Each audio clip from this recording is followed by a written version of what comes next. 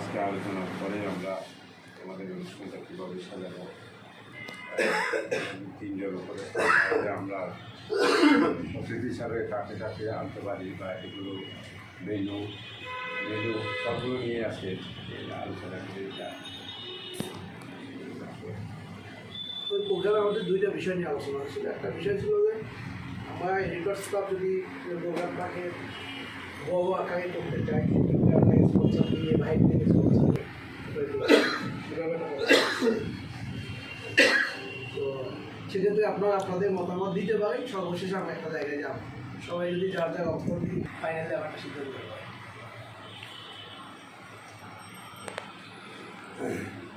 তারিখ নির্ধারণ করছে, কিছু আলোচনা হয়েছে, ওইটার ধারাবাহিকতায় আমরা যেহেতু গত সপ্তাহে আলোচনার পরে আমরা চিন্তা করলাম আমরা যেহেতু এইভাবে একটা প্রোগ্রাম করবো, সেক্ষেত্রে আমাদের যেহেতু যিনি করলে আমাদের এই প্রোগ্রামটা খুব সুন্দর হবে। তো সেক্ষেত্রে কীভাবে কী করবো না করবো এটার জন্য মূলত আজকে আমাদের এখানে বসা। তো যাই হোক, আমাদের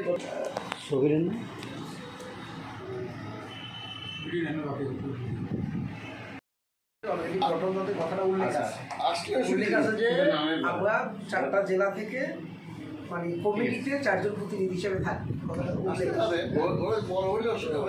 এবং বড় হবে তো পারবো না, হলে তো বৃহত্তরটা দেখা যাচ্ছে না।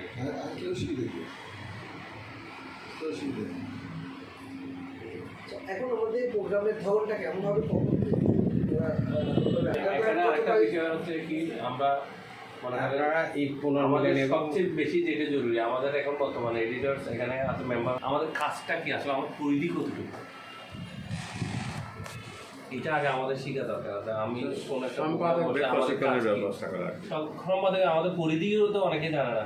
আমরা সম্পাদক মাঠে ময়দানে গিয়ে নিউজ করতে কেন যাবে মাঠে ময়দানে, মানে কতটুকু আমার কাজের আগে কি কি জরুরি করতে